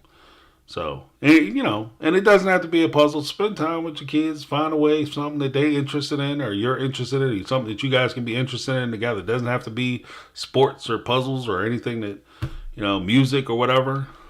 You know, it could be something simple. Like you guys enjoy watching a TV show together. Sit there and watch a show together. Reality shows. Hello. My Take on Reality. That's how I got started. Not that you should be like me. But yeah, just find something that, you know, because the time is like, you know, like we talked about earlier, the time is quick. Like you be 1 minute you know, you're a kid and you looking forward to being an adult. Next thing you know, you're an adult and you didn't realize that by becoming an adult, it wasn't that you got a whole bunch of freedom. You just got a whole bunch of bills that you now have to pay and a lot of responsibilities. But then as you fight and struggle and you get through the idea of like, I don't have enough and it's not going far enough. And I can't believe my life turned out this way. And then you'll get to another point where you are wishing that you had those times. You know, and that's where I find a weird state of like the human condition is that we spend a lot of time looking backwards. So when you are in high school, you're looking back to when I was a kid, it was so much easier. And looking forward to when I become this, it'll be so much easier. Then you hit that point, you look back to when you were in high school, and you start to recognize like, oh, I didn't realize that I had to, when I graduated high school, I was going to have to work full time, that I wasn't going to get off, you know, have like 4 or 5 days off per month, 5 days to a week week and a half per month. I wasn't going to get off Christmas break just because it's Christmas break. I got to work all the way through that. Plus, I got bills and responsibility. I didn't realize that when I was in high school. High school was so much fun. And you spend a lot of time looking in the past. Then when you start to get older, you look back and say, you know, when I was 20, I was in great shape. But then you don't look at like how good you look now and appreciate where you are now because you're too busy looking back to when you were 20. And then when you hit another 10 years, you look back to where you were and wish you could get back. Or if I could just get back to where I was when I was 30, I'd be happy. You know, forget all that. Be happy now. Be happy where you at now. All right. Treasure Pinkston, welcome. Hopefully it's enjoyable. It's all that you hope for. Treasure. I like the name. It's awesome. The estranged royal family and their relationships. You know, the royal family is wild. And you're never going to get into all the shit that's going on with them. Because there's way more stuff. Trust me when I say this, especially when you're dealing with like the politics of that family. There's way more stuff going on than the stuff that they talk about in the paper. Like as dark as it can get in the reporting from the English papers and all that stuff, it's so much more shit going on than they talk about. Yes, there will be. Yeah, they're already filming it. I mean, I heard grumblings that, you know, people were causing problems on set and then there were some issues and things of that nature. But they're in such a financial position where I don't think any of the family members can walk away from the show. So I'd be willing to bet the only way there's not going to be a season 19 is if TLC pulls the plug on it. And it's kind of a shame because, like I said, I think that it does the family a disservice because they really need that time to step away from the show. I think if they step away from the show, the relationships will break apart if they break apart, but it does give them a road to be able to come back. Whereas a lot of this show, because they're doing commentary, you're spewing your thoughts and opinions into the public sphere openly, it doesn't give a whole lot of pathway for a lot of them to come back together. So it can create the lines that are drawn or created from the family division are cemented by the notoriety that the family has.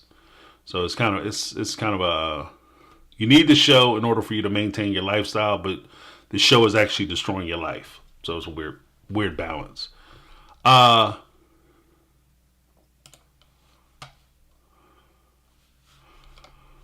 Is this Victoria Van Campen? I hope I said your name correctly. I apologize if I didn't. I would like you to continue purely because I married someone very similar to Cody. We had 2 children, and my son, similar age to Gabe, goes through so much of what these boys went through. And in fairness, Victoria, like I said, I appreciate the fact that the Sister Wives family brought so many of you guys to my channel and, you know, open up these conversations. I appreciate that.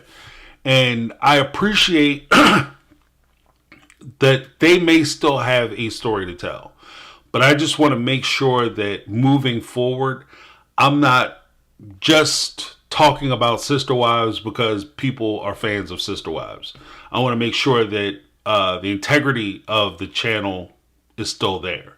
So if I have something that I can say or add to or, you know, give my take on something that I see within the show, then I will talk about it. But if they're just like, oh, we're going to have an episode like the episode they did where Cody took his stepdaughter, Brianna, I think it was Brianna. Yeah, Brianna to get her ears pierced. Like, there's really not a whole lot I can comment on that. Except for maybe like the way he made his other kids feel. But aside from that, there's really not a whole lot for me to say. Like, if they just have like a day where they go out and enjoy each other's company, I'm not going to come down on a man because he's enjoying his kid's company. Yeah, you know what I mean? If anything, I wouldn't tell them to pitch the tent or get rid of the tent. I would just tell them to make the tent bigger. Invite some of your other kids down. Invite your grandkids down. Spend time with the rest of your family if you have that opportunity. because time is fleeting and you're not guaranteed any time. So that's all I would say. Leslie, James, I respect your integrity in making the decision to take a break from Sister Wives commentary. Thank you so much.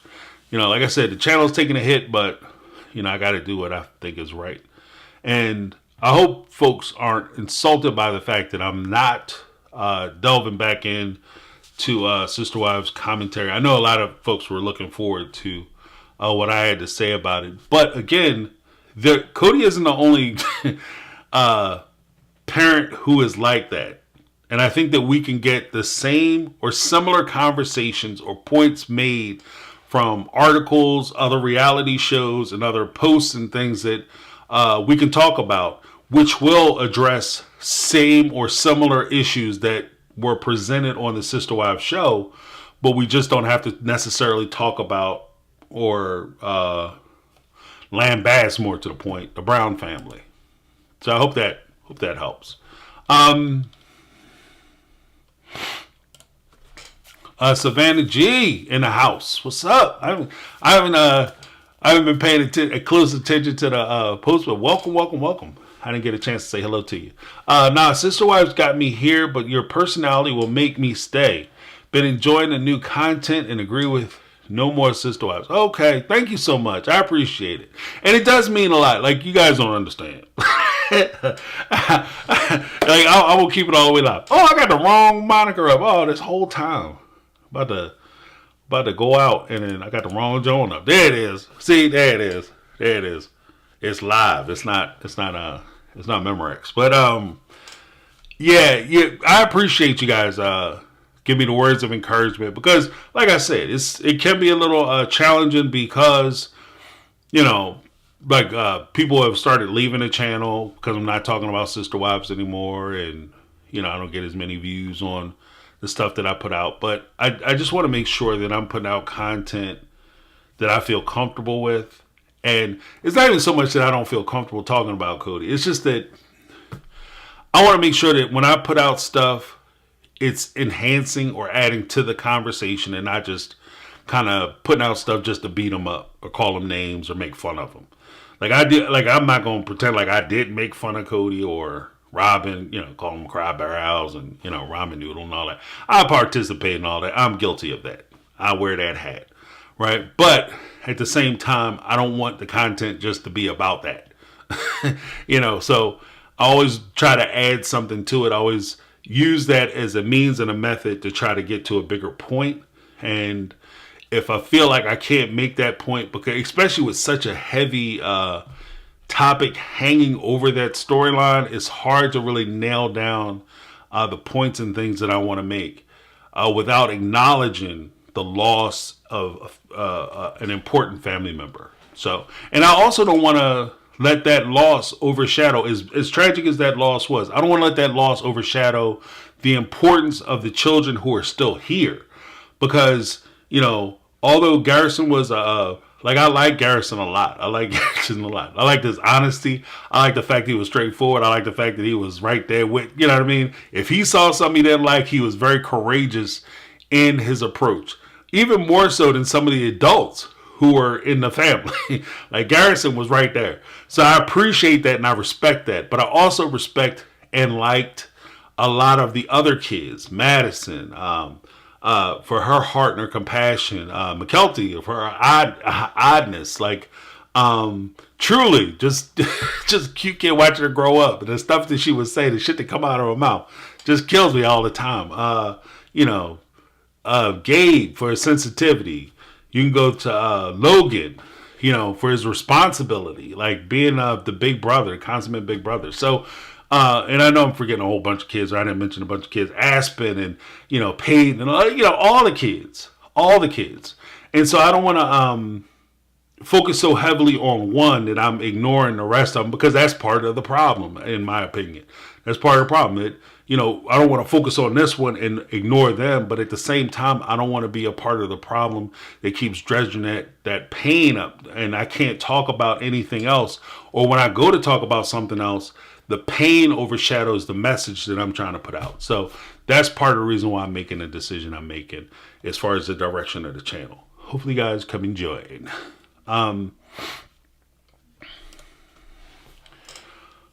Victoria Van Campen, listening to you for me sometimes gives me another perspective on how to deal with the fallout, and sometimes confirm how I'm feeling on or my own son's feels, or how my own sons feel. Yeah, I can see that, and I think that's an important part of it, and that's part, like I said, that's part of the reason why I started the channel, is that, you know, the idea that you're not alone, because even when we watch like the very superfluous, superficial portion of it, looking at it and saying, like, watching some of this crazy shit on these reality shows and saying, this is crazy, and feeling like maybe it's me, maybe there's something wrong with me, maybe I'm not getting it. Maybe this is how the rest of the world thinks that this is okay, and I'm the oddball because I think that this is wrong. You know, so I wanted to have a channel where we just get together and say, no, I agree, this shit is wrong. You think it's wrong? I think it's wrong too. You know, and we can have that meeting of the mind. Yeah. And I appreciate that too. Like, a lot of folks are saying, like, because I've seen a few posts like that where people say, I can't with season 19 Sister Wives. So yeah, I get that. Because like I said, it's going to be a hard watch, because it's, you know, that's always going to be there. And so,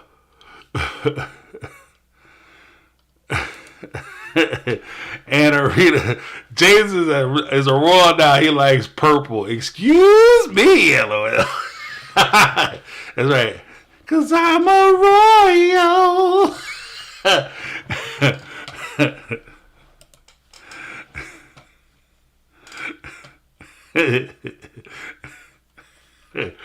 I agree with Savannah. Sister Wives got me here, but I stay for the story time, and apparently Dark James now.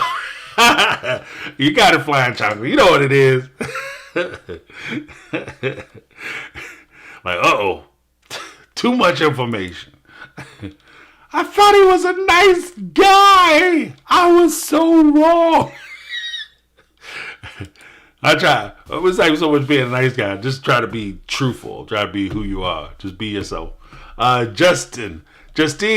Purple is the best color. You know what it is. You know what it is. You know what it always is. You don't even have to say it, because other people will disagree, but they will be wrong.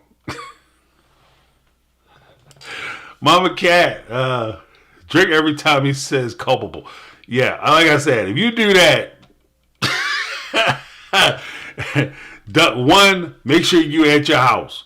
Two, make sure you're on the first floor. Or you want to be somewhere where there's a bathroom. Wherever your bathroom is located, you want to be on that level. You know, I say the first floor. If you have a bathroom on the first floor, that's even better, so that way, if you need to go to the emergency room, you are halfway there. At least you don't have to take the steps. Lisa Burton, do you think Cody has given thought to his mistakes, or will he double down? I hope so. Because this I think is for a wise person, a smart person. These types of things, whether it's, you know, Cody or anybody, is a wake-up call. It's an opportunity for you to evaluate and see that this is a possibility. Like, this isn't something that just affected the Browns. And that's why I say, like, with reality shows, you don't have to watch the shows to watch at least my content on the channel, because I'm trying to pull things from the reality shows that happen in issues that people will be dealing with every day. And this is something that people deal with. This is a very real thing. Like, you ignore, don't talk to your kids, or you put off talking to somebody, and then that person's not around anymore, you miss that opportunity. That could be guilt that you carry for the rest of your life, because you could have picked up the phone. And that will be one of the things that will bother you, or prospectively could bother him to the end of days. You know, something he'll take to the grave with him is that, you know, as bad as it was with the relationship between his boys and his wife, there was, you know, he should have picked up the phone. He could have picked up the phone. And that's something that he's going to think about. And I hope that he does. And I hope that this inspires him to improve and work on the relationships he has, not only with his kids, but with his ex-wives, so that he can close that door and then maybe build a couple bridges over the gaps that he's created in a lot of these relationships. If he doesn't, then shame on him. You know, I'm of that mind that, like I said, I think that if I were to critique his show moving forward and he did double down, then that would just merely be a confirmation of the person that I've kind of held out that he was. I'm hoping that what I'm hoping for ultimately is that I was wrong about the character that I think he has. I'm hoping that I'm wrong about that, and that he does do what's necessary to go back and heal and mend those relationships. Oh, you're going to get into some true crime? Yes, I am. In fact, Cameron Roberts, I'm glad you brought that up. I did have a idea. I do have a My Take on True Crime. That's a channel that I was going to start because I had so much going on with Sister Wives. It kind of slowed me down from starting the channel.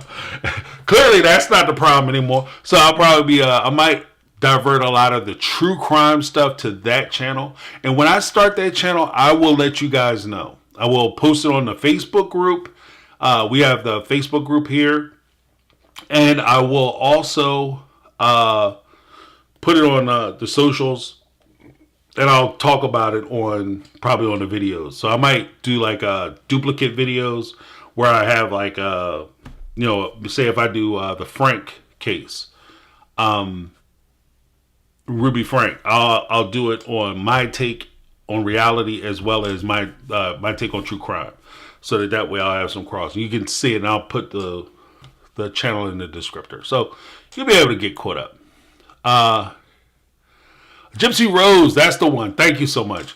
Gypsy Rose, that's the one I'm going to be talking about. Thank you. That's the one my daughter was talking to me about right before I came on. And we were talking about, because I was hesitant about doing it because everybody was kind of doing Gypsy Rose and I didn't want to pile on or, reiterate a lot of information that was being talked about. But the new twist has happened in that case. And so I do want to talk about that because I think that I have a different perspective on that. And that's all it is. I just want to give a different perspective. I feel like people are already saying a thing. I don't necessarily want to waste you guys' time by retreading a lot of real estate that's already kind of been laid. But if I have a different take or a different perspective on something, I want to give you guys that different perspective. Ruth Carroll, puzzles and conversations. Thanks for the good wishes. Yeah, right? Yeah, puzzles are the best. But I appreciate you guys. You guys are keeping me live and keeping me funky. Not the way Rachel was talking about earlier, though. With an odor and a little bit of discoloration. That's rough. That sounds like a struggle right there. I love puzzles. We keep one going on the table and people just work on it when they come. Yeah. I was actually thinking about doing that. But I'm so weird about like the puzzles. Like I said, I have it's a compulsion. Like I just have to do it. Like and sometimes it's hard. Like I can sit up and just plug away at a puzzle, look at it. And then of course there's times, depending on the complexity of the puzzle, you might have to just get up and walk away from the shit. Like that's important too. Puzzles are for fun. And the second you stop having fun and you start getting frustrated, you have to stop. There's enough stuff to be stressed out about. You don't need to be stressed out during your entertainment. That's what I try to do on the channel. Like, so if there's ever any questions you guys ask, that actually reminds me of something. If you guys ever have any questions or concerns about the channel, what's going on the channel, what's happening in the chat box, whatever the case may be, you can always send me a message on my questions at mytakequestions@gmail.com. That thing I have in the Q&A. So yeah, my oldest son and I live in separate cities, but we stream Survivor every week and watch it together on the phone. Oh, that's awesome. That's awesome. Yeah, there's nothing wrong. Like that's awesome. And you'd be surprised. It's that little stuff that you remember. It's because I've always said that, like with relationships, it's not what you get somebody, it's how you make them feel. So some people you make them feel great because you give them something, but a lot of times the most precious thing you can give anybody is your time. That's why I appreciate you guys being here. That's why I changed my intro. You guys could be with anybody. You could be doing anything with anybody, but you choose to spend a little time with me, and I appreciate that.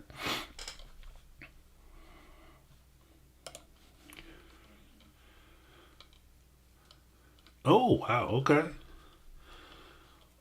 Another thing is that's fun is having a Scrabble game, like an ongoing Scrabble game. That's actually a good idea. I like that. I like that a lot. So you giving me tips, Kim Roberts. Give me tips, Kim Roberts. Thank you very much. Exactly, James. Be happy now and live in the moment. Hell yeah. Because you're not promised tomorrow. And there's too many people to just be out of here. You know what I mean? Like, you're like, oh, they're strong like bull. Big old muscles. Living that good life. Handsome. Good, pretty. Whatever the case may be. Money for days. Everything in the world going for them. And next thing you know, you run into your buddy at the cafe. And they talking about, did you hear what happened to Sam? What? What happened to Sam? You mean Red Rock Jaw Sam? Bosom Becky? What happened? Oh, they not here no more. They fell asleep and they ain't wake up. You know what I mean? And it turns out you winning. And there was a saying I used to love. Well, not love, but I used to buy. I took it to heart when I heard it. I'll say it that way. And the saying was, story time. The saying was, I complained about my shoes until I met a man with no feet. And so basically, what it told me was everything that you can complain about in your life that you think is going wrong, it could always be fucking worse. It could always be worse. And if you want to challenge life, say, it could never get any worse than this. Life will say, hold my beer. I got to teach this dude something. I'm going to teach him something. And when you think that you have hit that rock bottom, nope. Rock bottom got a basement. And that basement got 3 levels to it. You know what I mean? So no. Enjoy where you are. And then find your respite and your strength. Even when you are failing and you're not doing well. And I'm going to have another video talking about this because I found a question about motivation and staying motivated. But just as a preview to that, like if you want to stay motivated for the things that you want to do, motivation is temporary. You have to find a reason why you're doing what you're doing. That's first thing. Second thing, when you are focused, if you're going through a hard time, find one thing that's going right and focus on that one thing. Even if it's, I got a bed, I'm not where I want to live. This ain't my house that I want to live in eventually, but I have a bed and I'm going to get up and I'm going to make this bed every day. It might not be the newest sheets, might not be that 1,000 thread count sheet that slips in like butter, but it's mine. And you get up every day, you make that bed, and that's something that you can achieve for yourself. And you keep doing that, and those little accomplishments, those little promises that you keep for yourself will start to add up. And the crazy thing is, if you look for positive, at least in my life, this is what I found for me. If you look for the positive, then you see more positives. If you look for the negative, then you see more negatives. So if you say that your life is, things aren't going well, but you know what? My life ain't that bad. It's actually pretty good. Then you start looking for the positives in your life. I might not be in the biggest house, the best house, but it's my house. I might not have my own house, but I got a place to stay. You understand what I mean? And you keep building on that. You keep looking for those positives, then more positives will start to make themselves more apparent. And you find your way through positivity. Counter side of that, though, is you look for negative. My life sucks. This is terrible. This is horrible. I don't have nothing I want. I ain't getting nothing I like. You keep looking for that negative shit. You will keep finding negative shit. And that's just my perspective. That's my take. Kim Roberts said, what the hell is he talking about? I'm sorry, did I go on a diatribe? A second idea to do true crime. Yeah, I like true crime. I got hooked into it. Even when I was a young man, I was hooked into true crime. Even more so than reality shows. That's always kind of been my thing. Like, there was a few cases, like I talk about this Darnell Brooks case all the time, but that shit was like, I wish I was watching that. Like, and I'm one of them people, like, I'll watch court cases from like motion practice all the way through to verdict. So I watch like before they go to court, pre-trial motions, the trial, questions, answers, discovery, all that stuff. I watch all of it, and then I watch the closing, and I find it interesting. So I did always had an interest in true crime stuff, and even talking about like things that people may have missed, or maybe different ways to look at certain crimes or issues. So I will be doing that.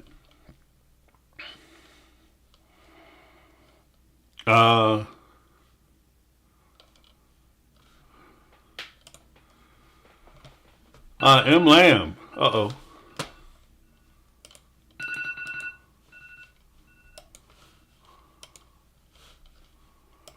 Okay. M Lamb, originally I started watching for your take on Sister Wives, but I stayed for your life lessons. James, you do and be you. Thank you so much, M Lamb. I appreciate the encouragement. I appreciate everybody who's stopped in and dropped me some words of encouragement as I'm changing the format of the channel. Change is hard and change is scary, but sometimes the most rewarding thing you can do is for you to change something that you've been doing into something that you want to do. And I think that's a good place.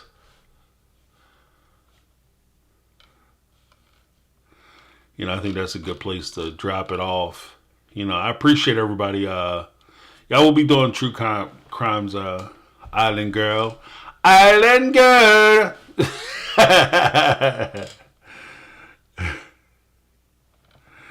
Yeah, Forensic Files. Yeah, right. I might actually go back and do some of those. Like I used to like that Wives with Knives.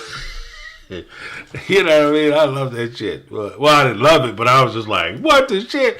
And what cracked me up is like wives who kill their husbands or whatever the hell that show was called. I was like, they could run like, they must have like 12, 15 seasons, and they haven't done a repeat yet. I was like, I didn't realize women was killing dudes like this. Get husbands on the straight and narrow. You start watching them shows, Jack.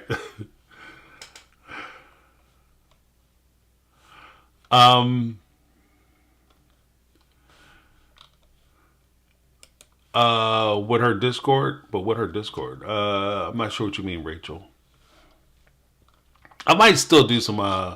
We'll see how it goes with the talk show, because like I said, I want to do a talk show where I'm bringing people up.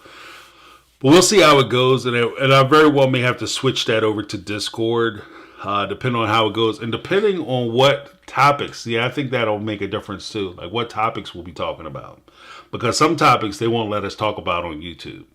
Like you just because I've got dinged on that. Like people, why don't you just call it what it is? I can't call it what it is, because if I call it what it is, they'll take my channel away. YouTube will shut me down. Like you know what I mean? They'll shut me down like an old store. Like it's just the rules of engagement. Like they don't let you terms of service. They won't let us talk about a whole lot of things. Like I might get in trouble for saying that somebody was mistreating a partner on this live. So I have to just be mindful of that.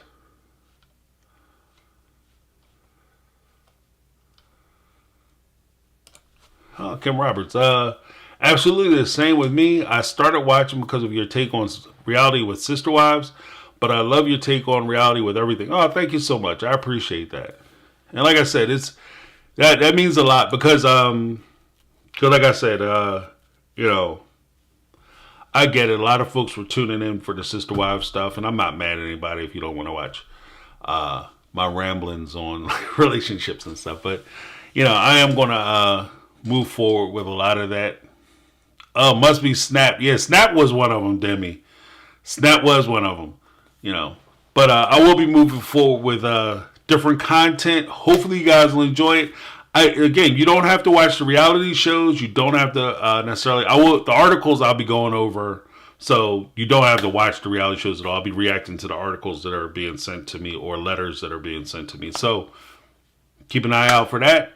Thank you guys for coming out and hanging out with me for this evening. I'm so happy that so many folks are supporting the idea or notion that we're going to move past a little bit of the sister wife content and into other fields and other discussions. Hopefully we can all come together and enjoy that. Look forward to the lives I might not be able to do it next week, but very soon we'll be running the lives where you guys will be able to come up and you guys will be able to get on the screen with me. We'll be able to chop it up a little bit on some panels. It'll be a good time.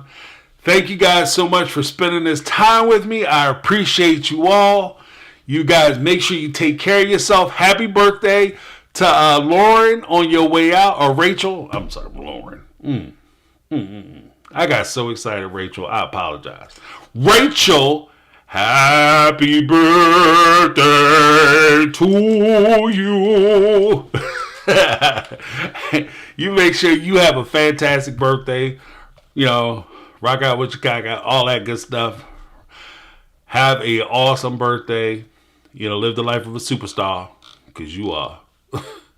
But thank you so much, you guys, for supporting the channel. Thanks for supporting me as we move forward. I look forward to talking to you. Once again, that's my take. I'm James. This has been My Take on Reality, and I'm out.